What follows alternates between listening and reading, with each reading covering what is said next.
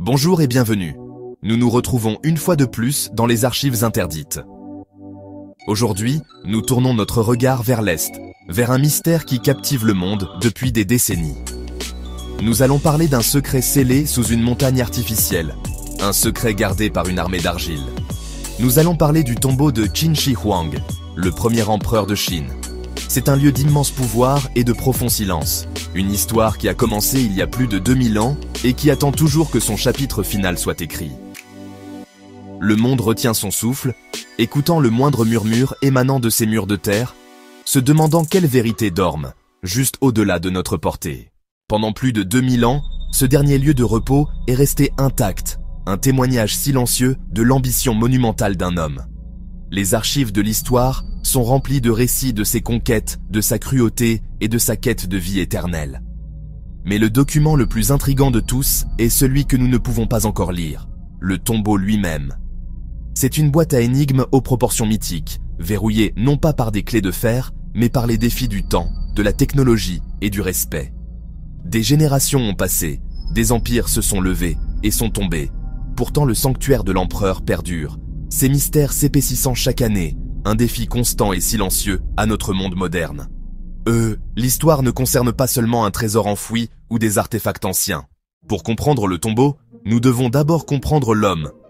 Qin Shi Huang. Il a vécu il y a plus de 2000 ans, une figure d'une stature presque mythique. Il n'est pas né empereur, il a forgé un empire. Grâce à une stratégie impitoyable et à des campagnes militaires incessantes, il a conquis les États belligérants et, pour la première fois, a uni la Chine sous une seule règle. Il était un bâtisseur, il était un unificateur, il était un visionnaire. Il a standardisé la monnaie, les poids et mesures, et même l'écriture. Mais son règne fut aussi un règne d'ombre et de contrôle. C'était un souverain qui croyait au pouvoir absolu. Il a ordonné la construction de projets d'infrastructures massifs, y compris les premières versions de ce qui allait devenir la Grande Muraille, des entreprises qui ont coûté d'innombrables vies. Il était connu pour sa suppression de la dissidence intellectuelle, ordonnant l'autodafé de livres et l'enterrement d'érudits qui s'opposaient à ses vues. Cette dualité le définit. C'était un grand unificateur, mais aussi un grand tyran.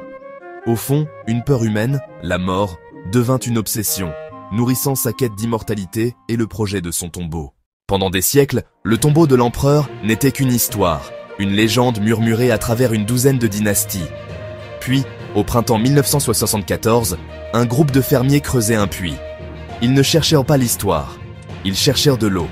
Leurs pelles ont heurté quelque chose de dur, quelque chose qui n'était pas de la roche.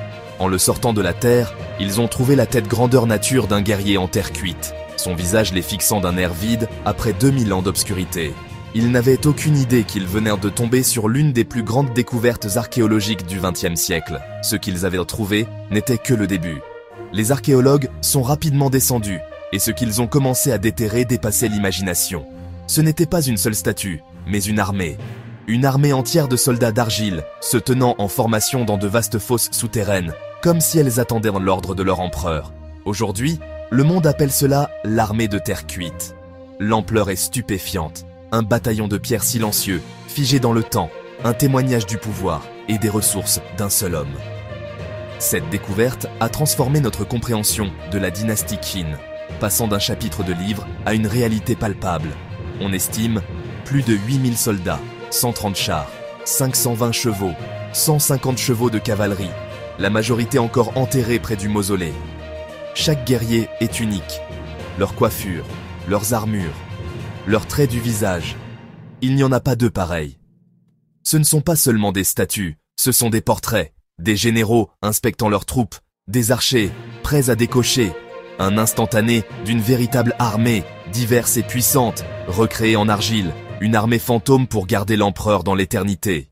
L'armée de terre cuite, aussi magnifique soit-elle, n'est que le commencement. Ce n'est qu'une garde extérieure. Le véritable cœur du mystère est intact, scellé sous l'énorme monticule de terre en forme de pyramide qui s'élève à plus de 70 mètres de haut.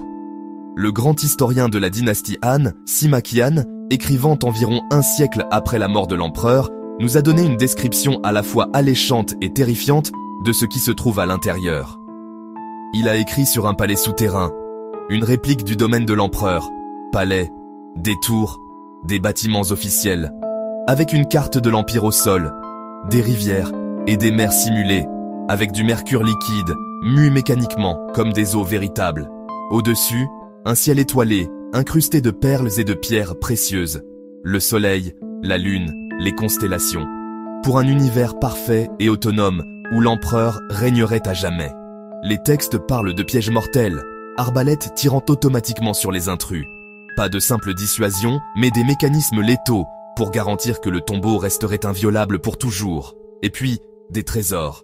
On dit que le tombeau était rempli de richesses et que des artisans et des concubines sans enfants furent scellés à l'intérieur, pour que les secrets meurent avec eux. Un coffre-fort contenant secrets, richesses et vie, clos depuis des millénaires.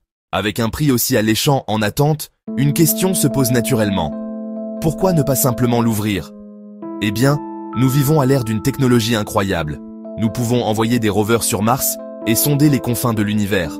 Sûrement, nous avons les moyens d'excaver une tombe vieille de 2000 ans. La réponse est complexe, enracinée dans la prudence, le respect et les leçons du passé. La principale crainte, des dommages irréparables, des merveilles détruites par l'acte même de découverte. Les premiers guerriers portèrent des couleurs vives à la laque. Exposée à l'air sec, la laque s'est recroquevillée en minutes. Malgré des progrès, il n'existe pas encore de méthode infaillible pour préserver de vastes décors potentiels dans la chambre centrale. Autre menace, les rivières de mercure. Des sols autour du tumulus montrent des concentrations élevées, donnant crédit à Simakian. Ouvrir pourrait être dangereux pour les équipes et l'environnement. Enfin, la technologie s'améliore sans cesse. Géoradar, résistivité, détection de muons. La sagesse dominante est d'attendre des méthodes encore plus non invasives pour explorer et préserver avec certitude. 6e section. Le poids du respect et le fardeau du choix. Au-delà de la science, il y a la question du respect. C'est une tombe, dernier lieu de repos d'un père fondateur, au statut sacré. Le débat est éthique autant que scientifique. Le gouvernement chinois a une position claire. Pour l'instant, la tombe restera scellée. Mélange de prudence technologique, de danger potentiel et de révérence culturelle. Symbole de fierté nationale et lien avec le passé, le site doit être protégé pour les générations à venir, en Chine et pour l'humanité. Qui décide? Le consensus, la décision revient à la Chine. Les équipes internationales peuvent contribuer, mais la gestion appartient à sa nation d'origine. En fin de compte, attendre est un acte d'humilité. Reconnaître que l'on ne sait pas tout et que notre capacité à découvrir dépasse parfois notre capacité à préserver. 7e section. Légendes écrites en mercure et en soie.